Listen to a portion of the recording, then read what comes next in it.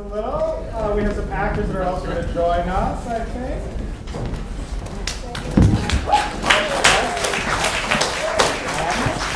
Awesome.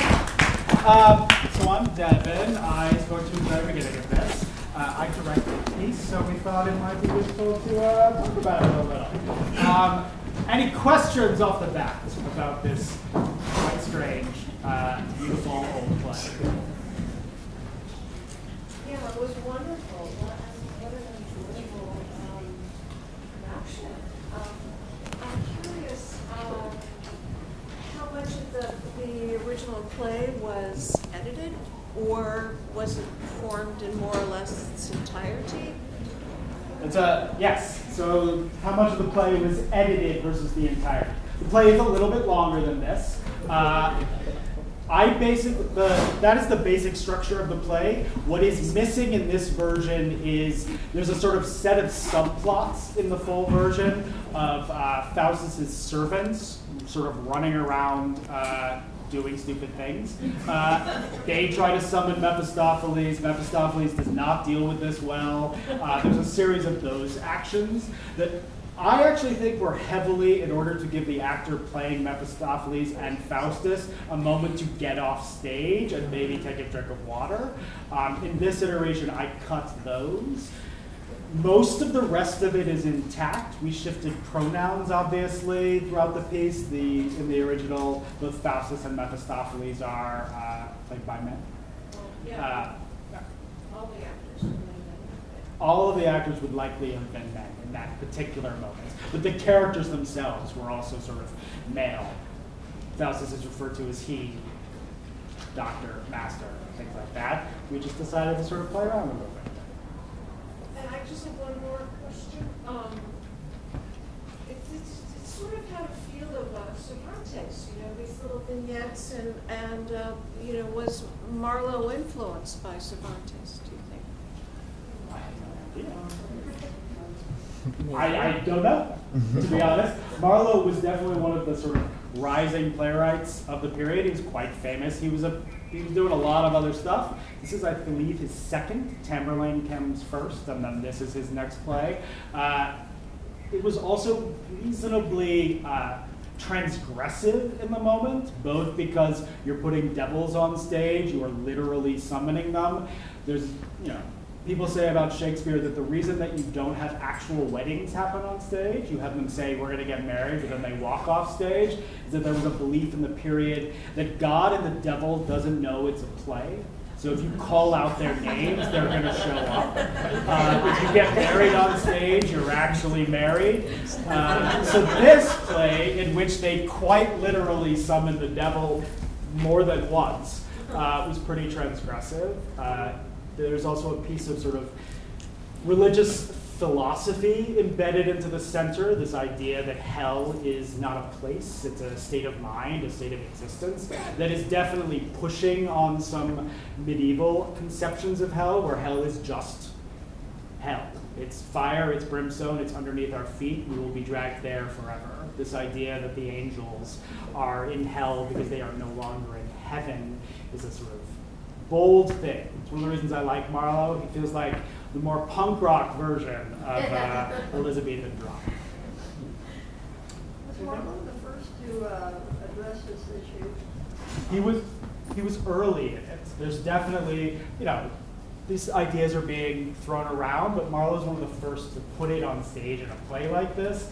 I've read things that say part of the reason he got away with it is that he had some pull and sway in the English government.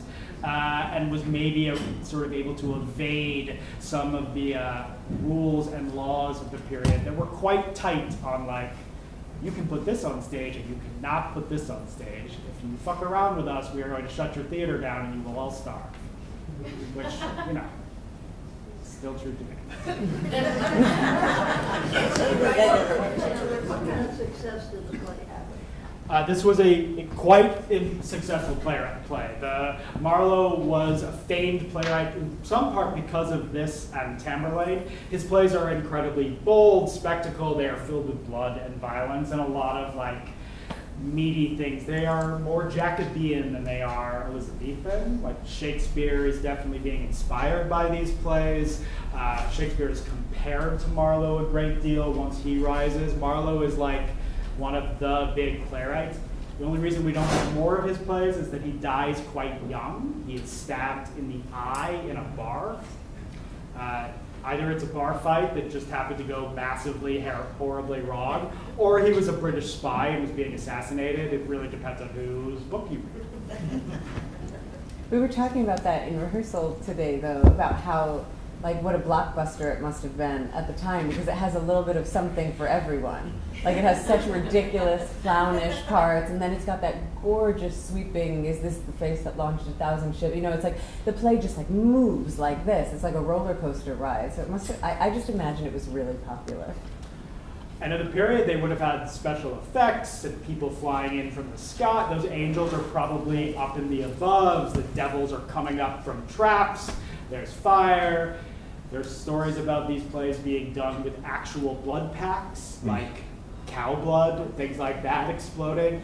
If you ask me afterwards, I will tell you about the first time I directed this play in my undergrad as a thesis, and there was pig's blood involved, and I got in an extreme amount of trouble for it. So, lesson, do not use pig's blood on stage. At least I mean. So I don't remember reading all the Latin, and it was occurring to me that could some of the stuff that the censors didn't like happen in Latin, because sometimes the English was a translation and sometimes the English was, oh my. And I'm wondering if there were enough people in the audience who maybe knew some Latin that they would go. I think the understanding of Latin was definitely a little different than it is now. You know, the Mass is sometimes still being said. I believe the Mass is still being said in Latin at this point. Yes. Well, it's but no one necessarily understands it. it's Anglican, not Yes. Catholic. We are Anglican in this particular period. Well, there were a lot of wars fought about that. So this is there is some Latin. There it's clear in the text sometimes Faustus or Mephistopheles translate their own Latin. They say something in Latin and then they repeat it. I do think it is quite intentional that the actual summoning of the devils is done in a long swath of Latin with no translation or explanation. The big thing that most people would have gotten are the names of the demons. Beelzebub, Demogorgon, Mephistopheles. These are relatively known, although Mephistopheles is actually kind of a creation of the later Renaissance. That's not one of the sort of old school names. That was created in the sort of German period where this sort of myth comes from. It's really a completely made up one, whereas Beelzebub, Demogorgon are quite old names for demons and pagan gods. They were sort of adopted into the religious philosophy of the period. Yes? There's a lot of characters and a lot of variety in the way you presented them. I just wondered, did you have to experiment and try out a lot of different things, or did it pretty much you work it out? That was definitely today, was because we only rehearsed it earlier, so right before this. So it was like, I think one of the first things that we kind of tried out was the cascading voices of the sins. So like, you know, originally it's just written that it says we all are supposed to actually sing it, and thank God I didn't have to do that. So instead of us singing, it was like, okay, yeah, what if we do this? You know, Devin said, let's try a cascade, and then that kind of kept snowballing in other different ideas. So like when we're all doing the like that became a cascade. So it was just like most rehearsals where you throw something out and, okay, wait, that worked, let's do that. For instance, the Pope and the various friars. The first time we did that this afternoon, it was definitely not in an Italian accent. But then I got inspired. I was like, we are in Rome, and he kept saying, you know, one of the best ideas, how you're saying there's vignettes. He was like, yeah, the Sins are very much a punk rock band, and we're messing with Faustus the whole time. So even when we're playing these characters, it's like 3 different people you're playing. You're playing Sloth, playing this person, kind of making fun, you know. So I was like, okay, yes, if it's the Pope, let's just make it a very generic Italian voice, because the Sins would find that funny. You know, it is offensive, but it's supposed to make fun of Faustus. So yeah, and that came out of last minute. Basically, if you cast really good actors, you have a really good reading.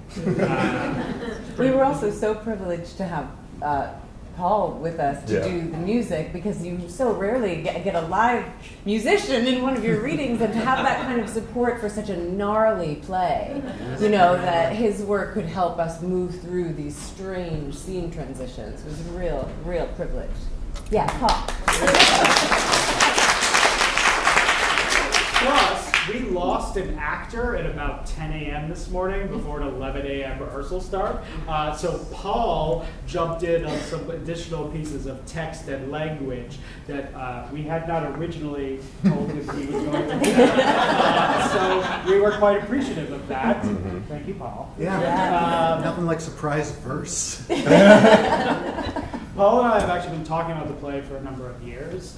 There's an iteration of like what you just saw, that in the full version, all of the performers are also playing instruments, that it has a sort of cabaret, punk band sort of like thing going on. So that some of those, the sequences where those 7 deadly sins come out, that some of that would become song. There's so much spectacle in what Marlowe originally did, that in my head's part of the way to sort of capture that, capture the extremity of, in one moment you are getting this gorgeous speech about the sort of cut branch of Apollo, and the next second you have Faustus slapping the Pope upside the head while he's invisible.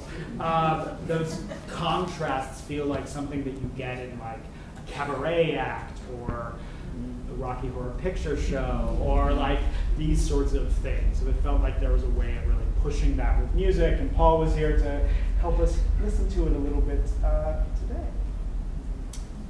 which we appreciate. Played a coveted role. Mm-hmm. Somebody was going to say Yeah, well done. Best pun so far.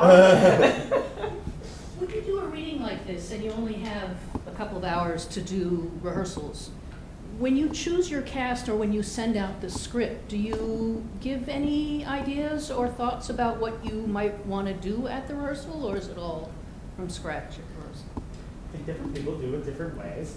I think I gave them 2 days warning about what it was going to be. We sent out the script, so they had some idea of the script, and the script has a lot of these things encoded into it. You know, it shows what the stage directions are. It has the ideas of how many characters they were playing. I try not to surprise actors too much, although I do think I threw a couple of things, except for Paul. Well, Paul's a musician. You, Paul.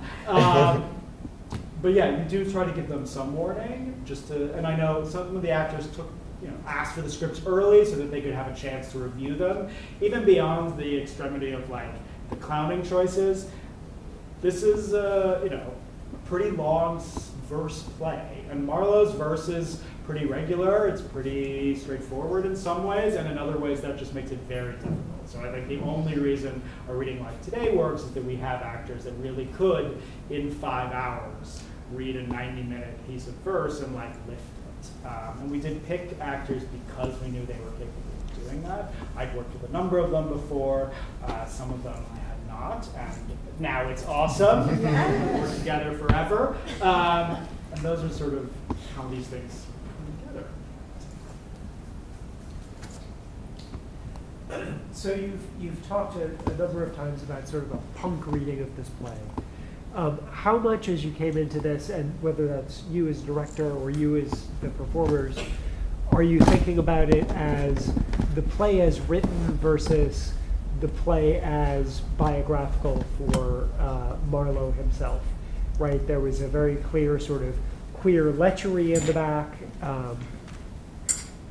Where did you come down on this? How did you come at it? And that was sort of for everybody. So you're asking just how did we come up with those choices? How did you approach this play, your performance?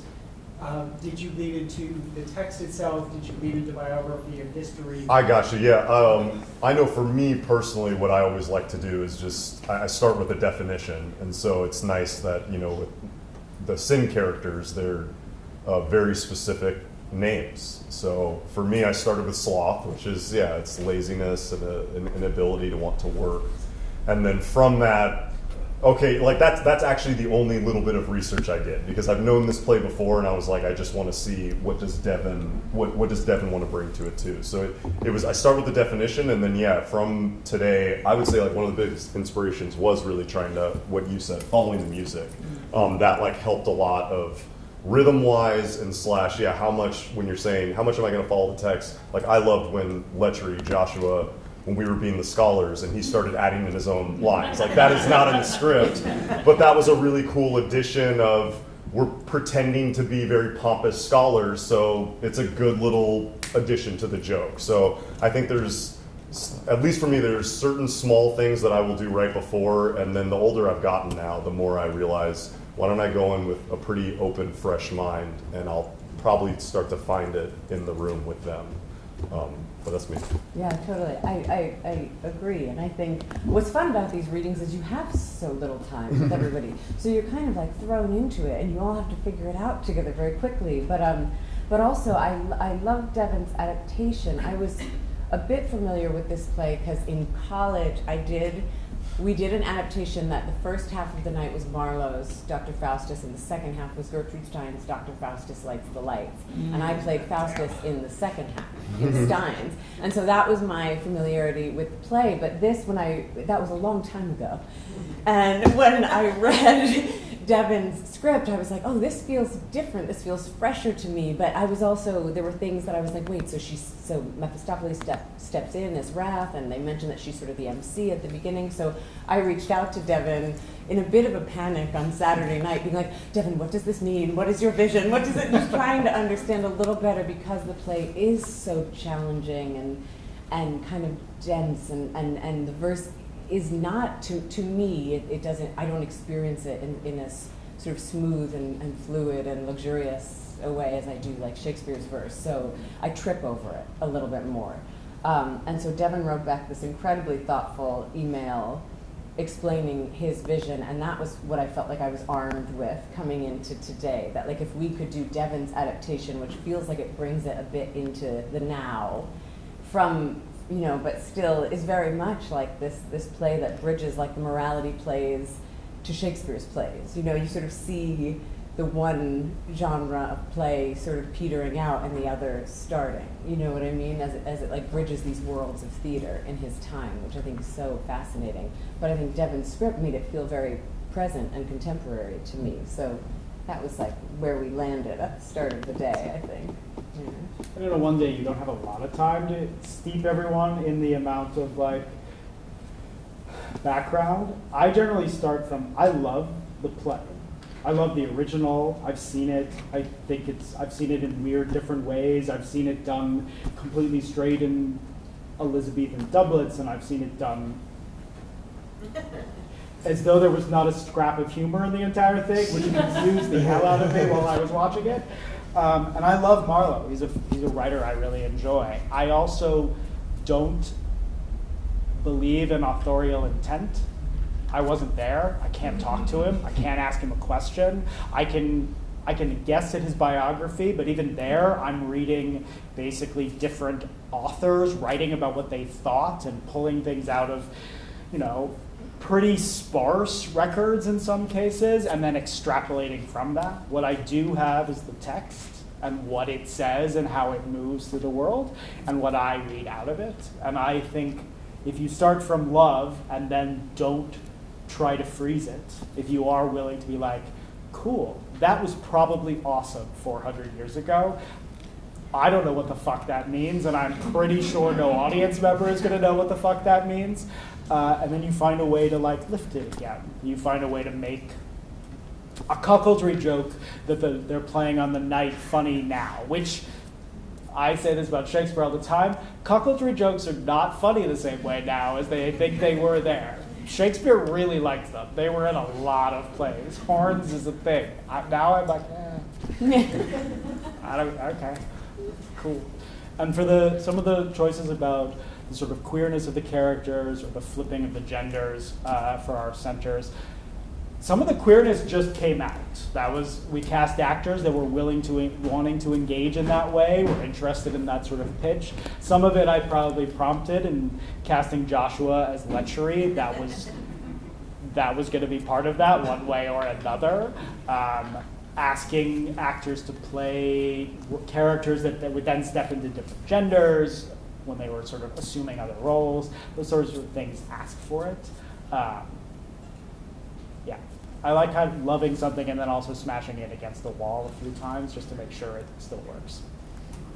But you're talking about the production, but the whole premise of the thing is so mind-boggling historically, I think. Yeah.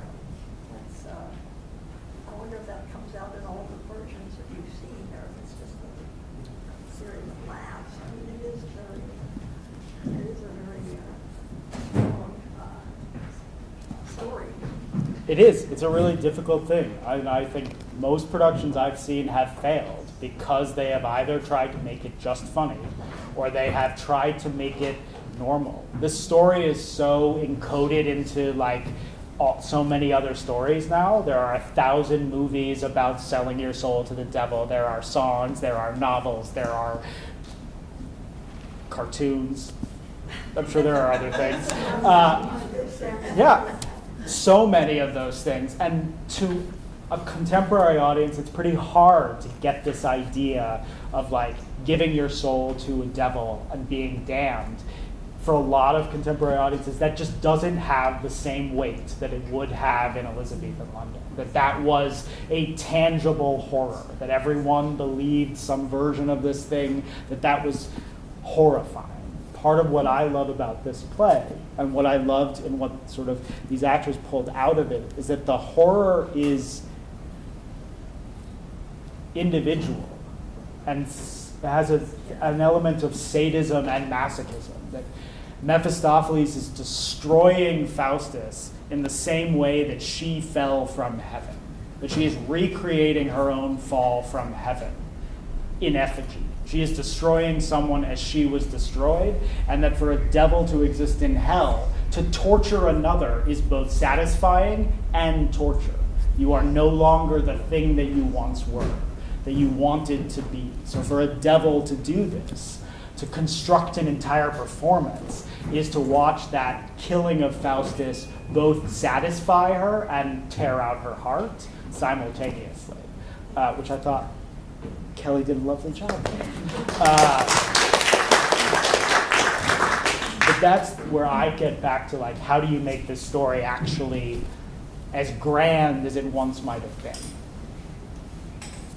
Was the story of Faustus a legend that was known earlier centuries, or is this something he comes in with? He definitely. It's a story that's being told. Goethe writes another version of it, Faust, that happens a little later. It's a story that's being washed around in the period, partially because people are pretty nervous about science rising up. This sort of idea of these academics who are sort of starting to mess with things.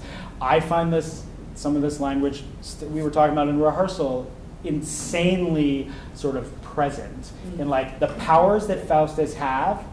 I pretty much have right now.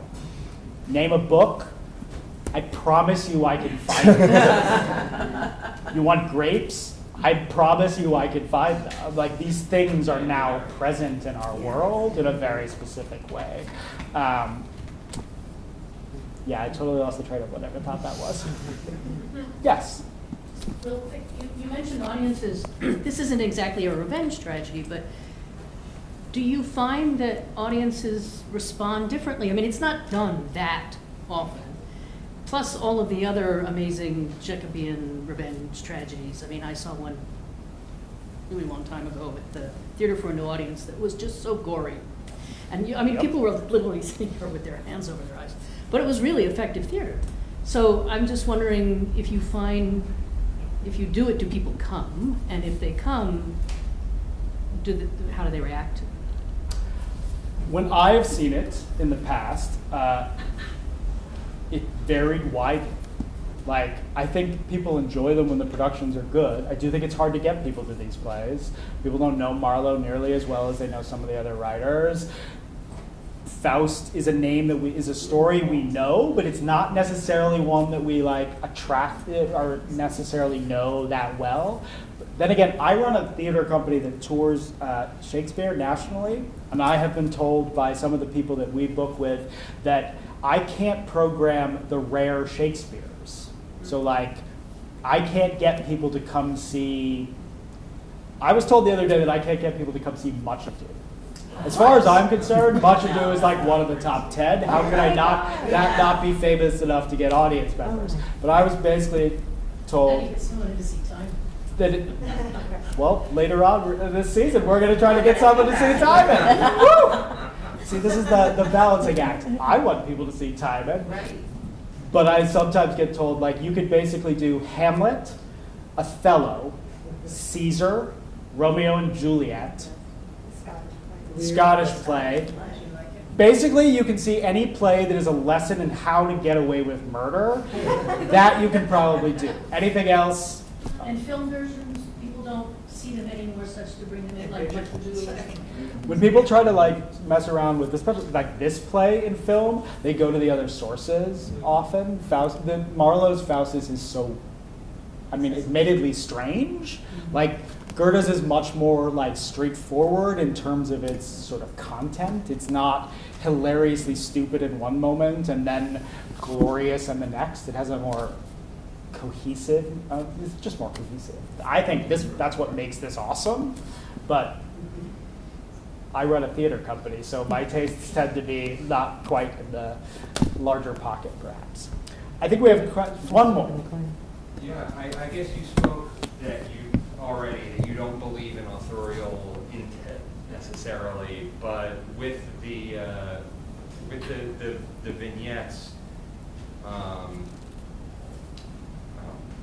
forgot what I was going to say. No, sorry, I just forgot what I was going to say. What was he going after? Yeah, there are versions of this that do sort of imply. It's so complicated. Do you think in the original text that the illusions of the sins being the real world, that like the real world is full of sin and that hell is where we are already, that Mephistopheles says, do you think in the original text that it's implied that it's the real world, or that it's just the illusions of the sins? That is the thing that I added. So in the original text, there are a ton of actors. The sins happen, but they are not running the show. Mephistopheles is definitely sort of running the show, but the sins are one element. In the original version, a lot of this is far more straightforwardly of the period, and that scenes just happened as though they were happening in time. The thing that's so strange about it is that over the course of that 24 years of time pass, he's not very clear about when that time passes. Sometimes a single speech is 12 hours. Sometimes a single speech is 15 years. Sometimes a scene is right next to another scene, and sometimes it's not. There's like weird sort of disjunctions in there. I think the thing that the scenes are interesting, and that I do ascribe intent to this. I think they are intentionally this stupid because everything Faustus says is so grand. Faustus wants this power so he can conquer the world, so he can close up the Mediterranean Sea and make Africa and Europe one country that he will rule. What does he actually do? He plays pranks on the Pope. He manufactures grapes. He sends a servant to go get grapes from the other side of the world. He summons Helen of Troy so he can make out with her.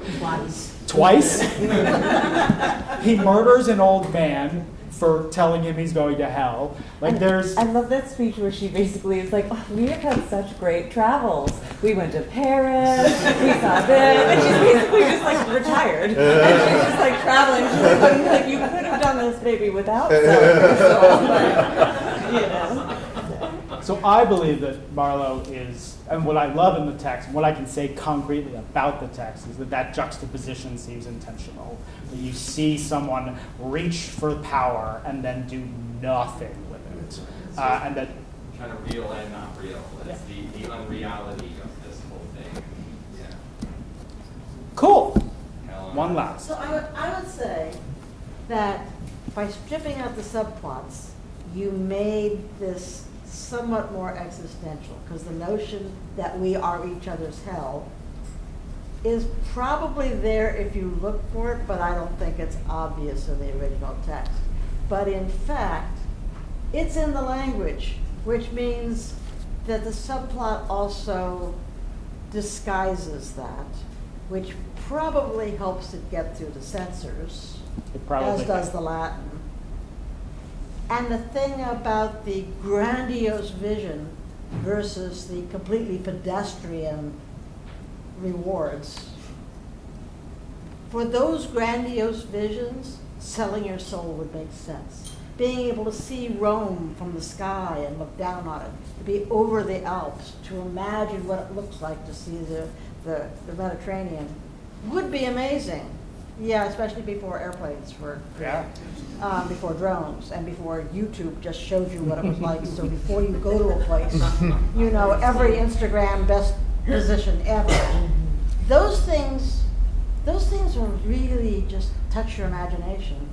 Yeah. And he sold his soul, so he doesn't really get much. It's a paltry reward. It is. And yes, I've definitely made this way more existential. That's the, I was a goth. But you know, if you look at the language, it could have been a little more immediate.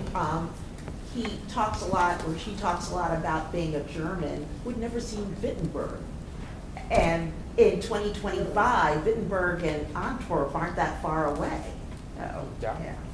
Is there any indication in this that there's any kind of like SNL satire in all of these little vignettes that are directed at contemporary? I mean, it's easily possible. People. Mocking the Pope is probably pretty popular in Elizabethan London of the period, absolutely. Some of the placing it in Germany allows him to mock sort of Europe. The Brits were pretty sure that they were important. Generic satire, but not very specific. I don't think it's as specific. You get Shakespeare jokes that are definitely like about specific people that were doing stuff at the time. This feels a little more generic to me, but it's hard to tell. With that, I do need to give the room back to the various people that opened. So thank you all.